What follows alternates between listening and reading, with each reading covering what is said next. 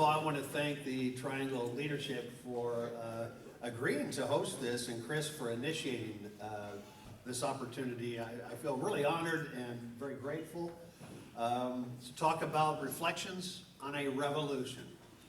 And in my understanding of history and church history, which is a passion of mine, what we're talking about definitely qualifies as a revolution.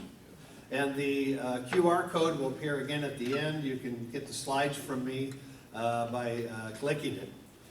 So this revolution started in December 1966, and it ended in April of 1970, firmly on the 30th. There were 11 regional and 2 national seminars, more than 4,000 students trained, nearly 350 campuses were impacted. Official organizations like Campus Advance on more than 100 campuses. The staff, the men, the directors, they personally reached 150 campuses. There were about 2,300 campuses in the nation at the time, from my understanding. The Go magazine circulation was issued to more than 35,000 college students. Hundreds were baptized, and in the elegy final issue of a magazine called final to tell about the Campus Evangelism Story after it ceased to exist. They said many were baptized, including students, hippies, and many others caught in the delays and pathos of sin and alienation. It's important to understand that campus evangelism was a first, pretty much in the Church of Christ history, where regular Christians would go out and evangelize. That was a preacher's job. So they were charting all sorts of brand new territory during the countercultural revolution, which is typically dated from 1958 to 1974. So smack dab in the middle, they're doing this thing that nobody had a script for, you know. And it was described as a hard-hitting, highly mobile movement to present Christ as a live option. And the closeout statement says these departures, it says this language is contemporary instead of traditional, and these departures from the security of the familiar cause CE to be viewed with suspicion and fear by many. And so that's the story that we're going to be looking at. At the end of May and early June, 2 years ago, I interviewed these men and their wives. I had written the story. It got reviewed by Dr. Doug Foster, the kind of historian for the Churches of Christ and the whole Stone Campbell movement. And so I sent them the story, and then I sent probably 20 pages of questions that would show up in 3 days of recording and interviewing them. And I want to tell you right off the bat, this would not have been possible if it wasn't for Mike Stakelum, the editor of Common Grounds Unity. So this is a co-production of Common Grounds Unity and the Los Angeles International Church of Christ, which donated at no cost to me their part-time staff, Hollywood film guy. He did a movie one time, you know. Turnwall is his name. He did a phenomenal job with his side of the work, so did Mike. And I wrote this thing and spoke into the camera many times, but I had to get coached. So the quality goes to these other individuals. This is a product of donor-funded research. Over 2.5 years ago, I decided to launch, with the advice of many people, what's called Lights On, where I would look at the most conclusive reasons behind crises of megachurches, movements, and faith associations to see if they could be reverse engineered, made understandable to the public, and so that problems like this could be curtailed in churches today. The first one I did was campus evangelism. One of my criteria is that the founders, I wanted to know how the founders responded to these crises. I've also done Crystal Cathedral Ministries, First Baptist Church of Hammond, Indiana, the biggest church in the U.S. for about 2 decades. The Shepherding Movement, which parallels the Crossroads movement, almost exactly in time frame. And then I've written a book called At the Crossroads, which is in the final stages of review that will come out this summer. And I've got more things on the horizon. 2 weeks from now, I do a presentation at Pepperdine called Perils and Promises. I'm looking at 10 discipling movements from the 1920s to the 2020s. So this is an exciting thing, all made possible because people have supported me to do this work. And this is how we came up with Go. It was an idea that just came out of a conversation. I was talking to Jim Beavis on the phone. He interviewed me for a radio program that they've been doing for 25 years called "What on Earth is God Doing?" And I'm supposed to answer that question. So Jim and Ann interviewed me. They brought me on a second time too, to answer that question. And I said, I believe that we're seeing the shame of sectarianism and denominationalism. We need to find a biblical form of ecumenicalism that doesn't compromise the core doctrines of Christianity and start building bridges and so on and so forth, which really works out well with the Common Grounds Unity plea. And so I said, hey, you think we could get everybody in the same room, a hotel room, just do some, do interviews? It was just going to be me with a camera. And then I said, well, let me just ask around to see if I can get some help. And then that's what happened. What we're going to look at now in the next 30 minutes is the Church of Christ in the 60s, a brief overview of campus evangelism for those who didn't see it yet or haven't finished it, where the movement was heading if it continued. And then the cutting room floor, that's the stuff that didn't make it into the film, but to tell you about these things. And then some historical perspective about what we received from campus evangelism in these subsequent movements. So, okay, Churches of Christ in the 60s. This continuum, and I did share this with Dr. Foster, I'm putting people, whether they're in the militant form of Church of Christ or the disenfranchised open. And in between, there's conservative, and conservative is not good or bad, and progressive, not good or bad. I like to say more cautious and adventurous. Sometimes you need caution, sometimes you need adventure. But at the end, the people that get disenfranchised, many of those people ended up, at least one of the people on here gave up Christianity altogether. And on the other end is divisiveness. And so that's kind of the continuum as I saw it from my research. On the top are 7 famous figures that were they believed in the church was restored by, they would say, probably the 1950s, post-World War II. We got the 5 steps of salvation. The 5 steppers. You hear, believe, confess, repent, be baptized. Check. It's very transactional. And you've got to have worship a certain way, communion a certain way. The name of the church has to be a certain thing. You can't, and some groups say you can't have kitchens in the church buildings. All this kind of stuff. And if you get one doctrine wrong, it's all over.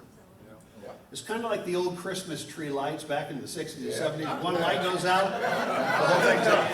Okay? The people on the top, their legacy doesn't turn out to be good. They have a lot of problems. One of these people was involved in a major scandal. We don't want to follow pugnacious, divisive, polarizing people. Amen. Even if they sound like they're tough-talking. Masculinity. We don't need that in the church. That's right. That's right. Amen. On the bottom are people who has a reputation to this day that is very good still. Bridge builders, problem solvers, non-exclusivists, and fortunately I got time to spend with Roll Lemons a few years before he died. I took him from a conference in '86 in Chicago to the airport. Had a very memorable conversation with him, but we want to be on the side, and it's not so much about tolerance, it's about let's be aggressive in having conversations that are productive and meaningful and building bridges, and that's what these men stood for. Now, we're going to look at the campus evangelism, and I do have a couple slides in here that didn't make it into the documentary, so for those of you that did see it, I hope it'll still be a refresher. In 1965, at the Abilene Christian University, it was actually ACC, it was a college at the time, a speech was done, and you got to understand, kids went to Church of Christ colleges, and if they went to a secular university, it's uh-oh. Well, Wes Reagan decided we got to flip the script. We got to send our kids to the secular colleges. And they can be part of reaching out. And here's a quote that captures it. What are you doing to convert most promising young people of our time? What are we doing in schools of medicine, law, and architecture? Are we going to continue to wonder why the gospel seems to have so little appeal among professional people? This was so electrifying that not only did it start the campus evangelism movement, which we cover in the documentary, it actually started a couple of other small movements in the Churches of Christ on the campus. There was a campus evangelism kind of movement started by Rick Rowling in California. And he was kind of one of the bigger figures. He came up with the idea of Campus Advance, which was co-opted by the Campus Evangelism movement later. And it just changed hearts of people. This like riled them up. And it planted a seed. So from that moment on, these Rex Vermillion and Jim Beavis are trying to figure out how they are going to, do something. And they thought, well, maybe we could talk to the Navigators, or InterVarsity Christian Fellowship, or Campus Crusade. And they studied it for some time, and they thought Campus Crusade probably has more of what we are looking for.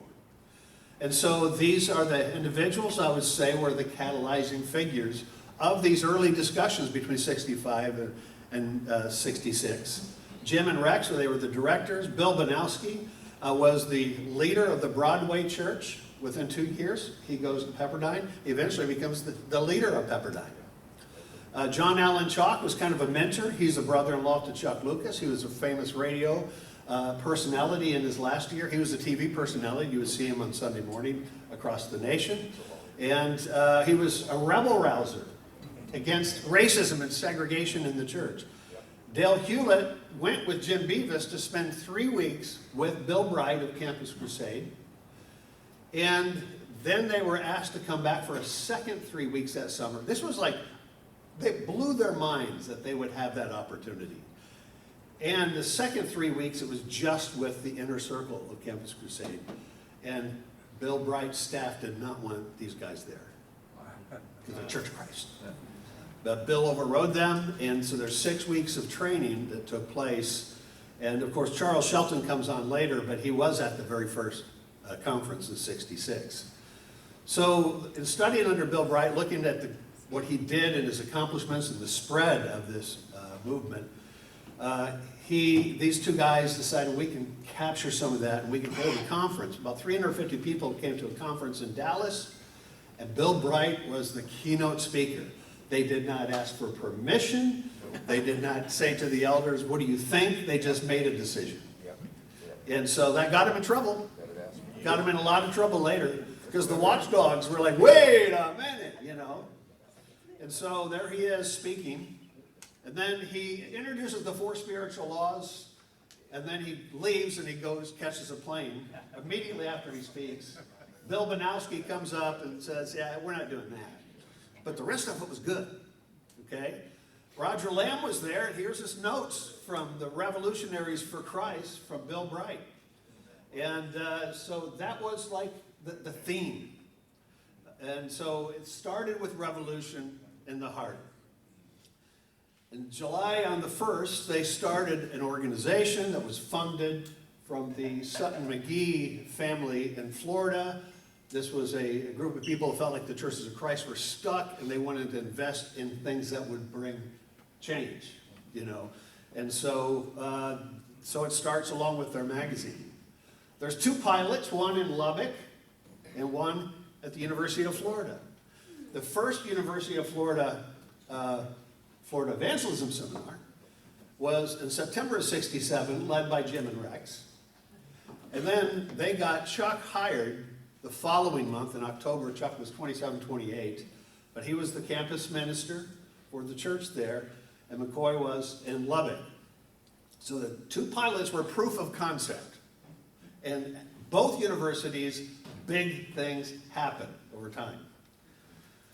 And then they started to have regional conferences, and they were all over the place, Philadelphia, California, other places in Texas, in the Midwest.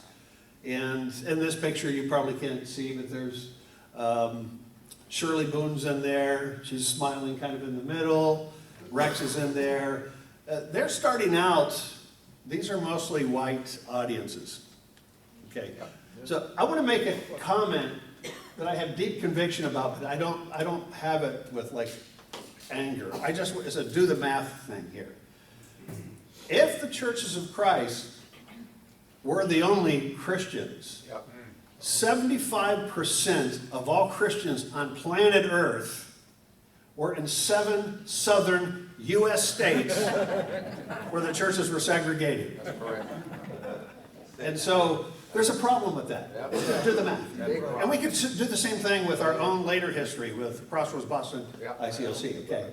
That's just, what are we saying and why? Can we just look at the scriptures again? But they're starting out very white. Doesn't stay very white for long. This is a bridge building time and fantastic time. They did experiment with plays and creative and dramatic presentations. This is a story we allude to in the documentary, but I want to give you a little bit more backstory. Bill Banowski reached out to Hugh Hefner and challenged him to a debate about the Playboy philosophy. Wow. Hefner said, no, but I'll give you my number 2 guy, which was Anson Mount, who was the religious editor and sometimes the sports editor for the magazine. And so, then 2 years later, he writes this book, which is kind of a recap of it all. There were 3,000 people there at Texas Tech. The audio recording is somewhere out there on YouTube.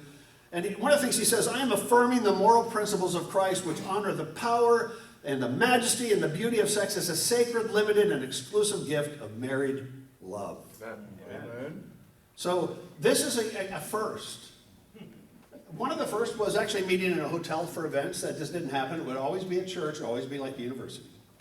But they met in a hotel. Now they're going to a campus, holding an event initiated by Campus Evangelism, sponsored by it, to step into the secular world and have an Athens moment like Paul in Acts chapter 17. Yeah. Engaging with the world. A lot is happening in this 3-year period. The second seminar is called an international seminar. Very few people from outside the U.S., but more or less it was a national seminar. Had a lot more. I can't remember the exact number, but I'm thinking 1,300, where the first one was 350. So they're building momentum. And so they're starting to bring in well-known, highly respected preachers in the black churches into the seminars to speak.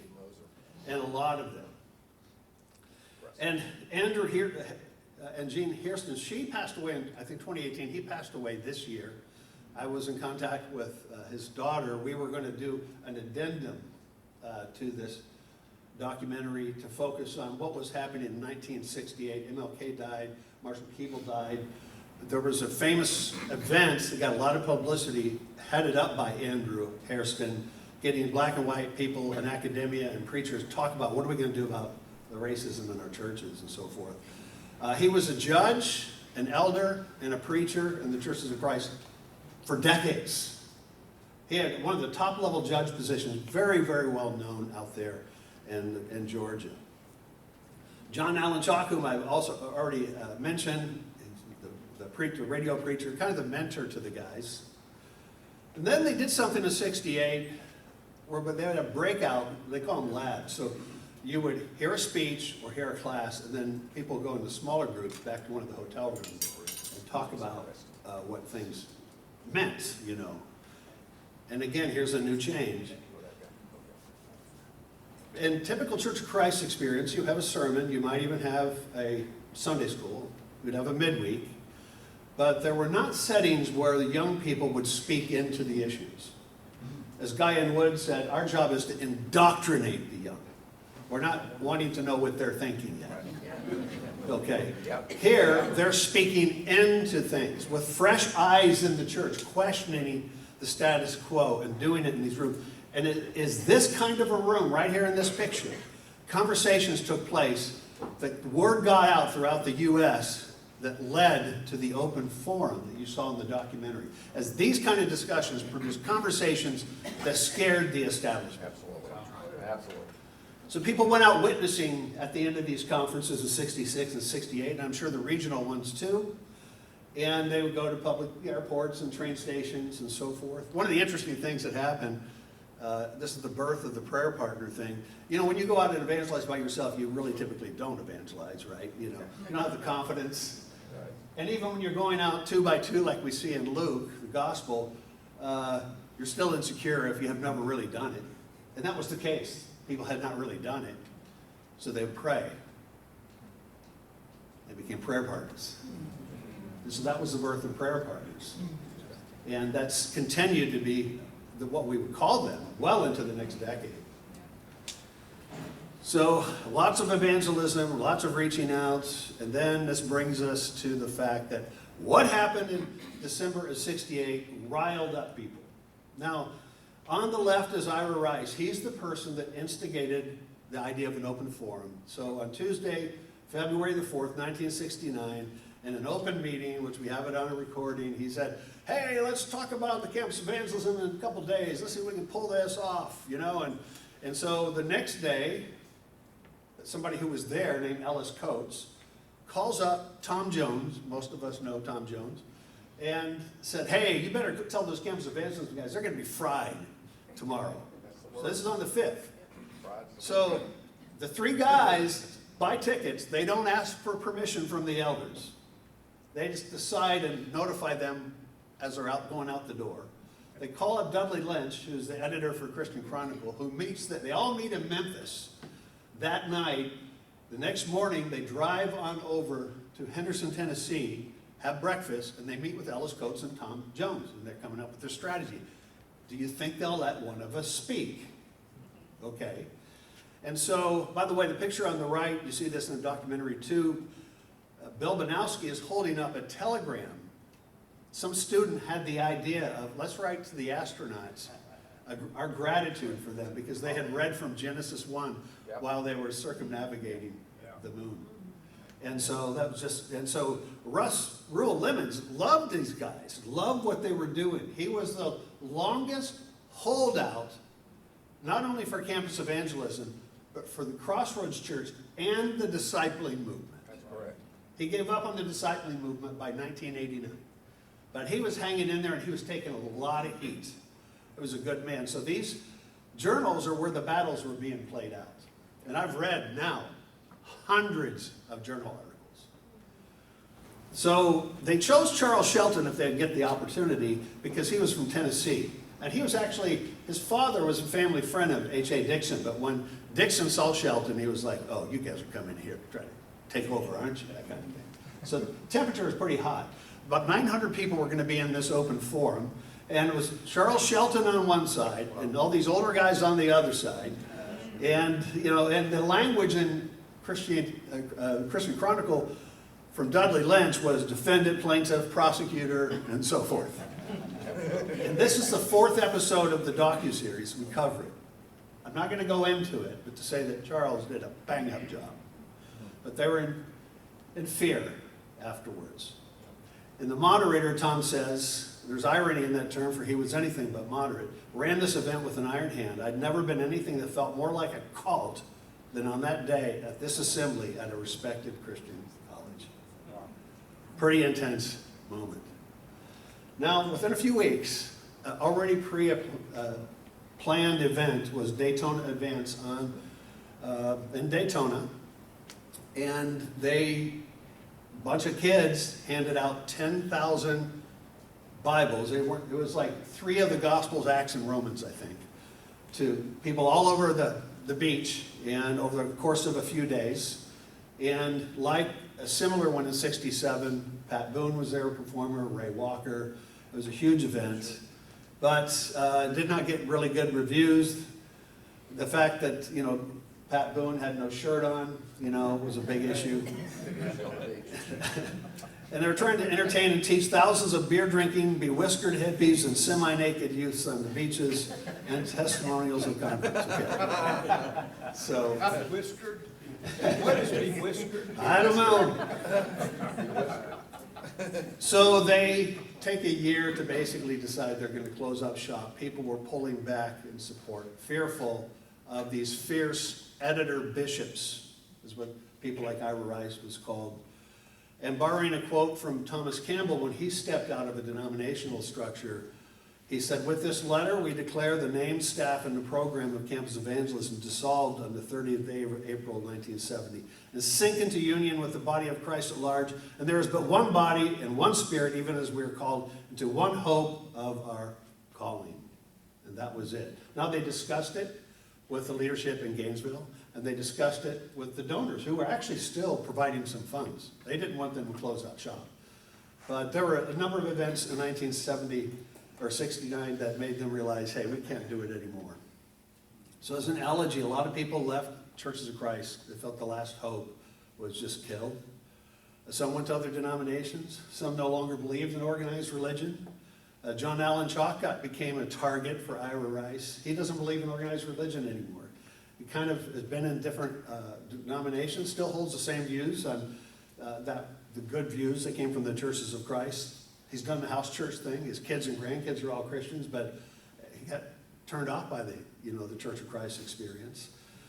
Interesting, Chuck became the leader of the 14th Street Church the same month that Campus Evangelism closed up. And so other targets of Rice included some of the names on the screen here. And then he went, in 1974, Rice, goading the Crossroads Church to go conservative. I think there were like 7 points that he was trying to get Crossroads to go conservative on, like women can't pray in public, that kind of thing. And there are not Christians in the denominational world, that kind of thing, And they did, and then they backed off on a couple of them within a year. But I would say Gainesville in the early 70s reflected the spirit of campus evangelism. Yeah, sure. Absolutely. So where the movement was heading, the final regional seminar was in Philadelphia. And it was bold about Jesus. And not Jesus that we see in the movies, not the blonde, European-looking, baby-cuddling Jesus, but Jesus the revolutionary. And they were planning a conference in 1970 in Houston. And I have the notes on what it was going to be about, but it got canceled because they closed up shop. And it was going to be called We Would See Jesus. The session titles were Jesus, the Lord of Revolutionary Christianity, things like that. Increasingly engaging with the public, making the manifold wisdom of God known to the world. The plan was to cover sacred cows around justice, race, and exclusiveness. However, fear grappled people. It was probably even been hard to get speakers at that point. They also wanted to address societal ills with the scriptures, even including the environment. Now, the environmental movement, as I recall, started, I think, in '69, related to some discoveries of NASA about Earth and our ecosystem, so it became a real big topic. I think in a couple of years, the Green Day started from that, but this would be the first time that even thinking about the environment would have entered the Churches of Christ. I think, honestly, what I think happened, campus evangelism was doing too much of a good thing. Because they didn't have the structure, the support system to do all that they were trying to do. They were aged around this time, they were all between like 29 and 35. Staff of 3. And they are trying to do too much, way too much for a system that's really, really stuck. But so noble. So noble. John Wilson, who was part of the Bible chair movement, that's the movement that if kids went to secular colleges, they would provide Friday night devotional events at a funded place and also teach classes that would be credited at the university on religion. And it was kind of a holy huddle kind of thing rather than evangelism. So there was tension between the Bible chairs and campus evangelism that eventually got sorted out. They respect each other today. But he says, campus evangelism did not always enjoy the confidence of church leaders on the local level. More, it soon became identified with many of the forces of radical change in a larger society that characterized the late 60s and the 70s. And so, and he writes that with sympathy. So what was on the cutting room floor from our work? We didn't get to cover the debate with Bishop James Pike, who was so liberal that Episcopalians did not know what to do with him. He didn't believe in the divinity of Jesus. He was a universalist. He didn't believe in any of the biblical positions on morality. So Banowski was in his lane to debate him. He won the words of the debate, but because it was at the University of California in Santa Barbara site, Pike won the audience because it was just, a very immoral time in a very immoral state, and I'm not retracting that statement. Just kind of crazy. Some of the craziest things that have happened in our country, in California, and I'm writing about this in a separate project, is more than some of the crazy things that happen in all 49 other states. Right. And so that was guaranteed not to be a winner. Now, they attempted to develop their own study series like the Four Spiritual Laws. And the J.B. Phillips translation of Romans 6:4 said, "We are dead and buried with him in baptism, so that just as he was raised from the dead by the splendid revelation of the Father's power, so we too might rise to life on a new plane altogether." It was interesting, they called it Guideposts to Life on a New Plane. I can't even get a copy of this. There's one copy that I know, it's an ACU library. They'd probably scan it for me, but it didn't get any traction, you know. It wasn't the replacement of the Four Spiritual Laws that they had hoped. So here's the pictures of the first Daytona Advance. Now the audience is much larger than this picture shows, but that's one of the pictures. Now this woman, Martha Bell, was at Lubbock, and she, working at Texas Tech, at probably an intern level, gets hired in Gainesville. She becomes the first women's counselor in the history of Gainesville. The photograph I find interesting. Here she is speaking to a mixed audience of, boys and girls, basically, and this is kind of new. And she actually kind of looks very confident, doesn't she? But this is what was different. Now we take it for granted. We see a picture like this in one of our church structures or in somebody's home, we wouldn't even think twice about it. But that's what revolutions do. They normalize good things if they're good revolutions. There continue to be creative expressions, and sometimes involving instrumental music, and that would sometimes be an issue as long as it was not in a church service, They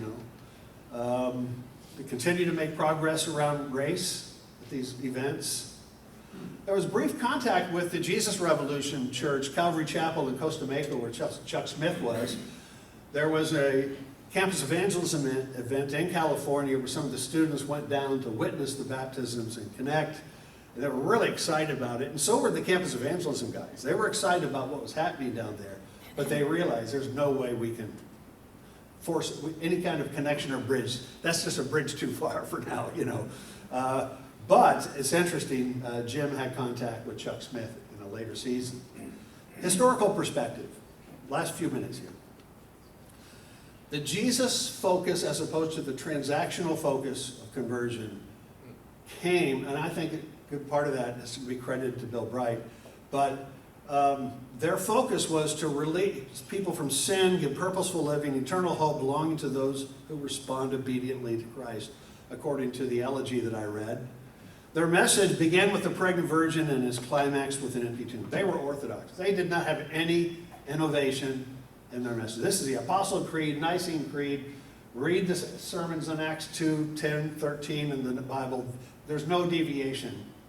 Now there was a quote in this elegy that says, "Let us exercise," like an exorcism, some ideas of Christ in the religious world, the fairy tale concept of Jesus, of the Sunday school storybook.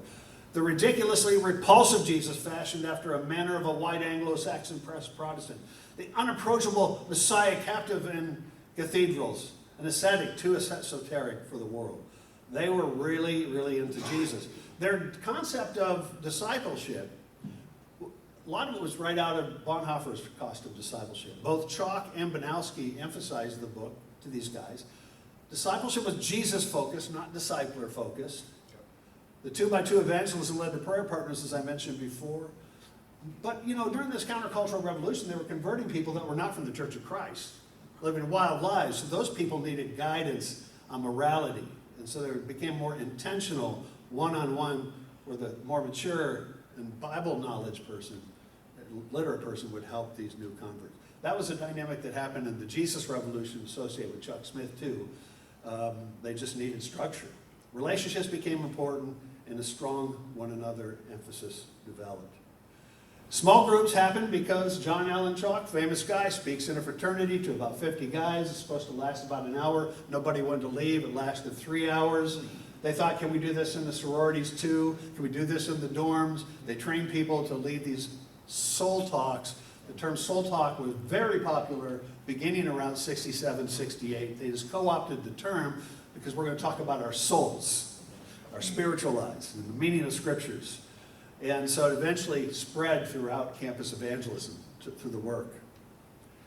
So we now look at it as there were two Jesus revolutions, one among the charismatics and one in the churches of Christ.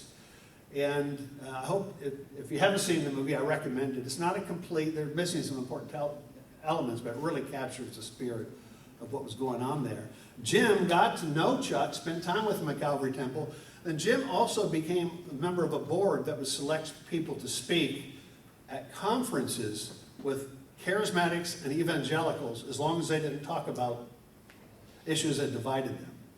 So there'd be inspirational conferences. So he would platform people like Chuck Smith and other famous people. That's for another time, another presentation.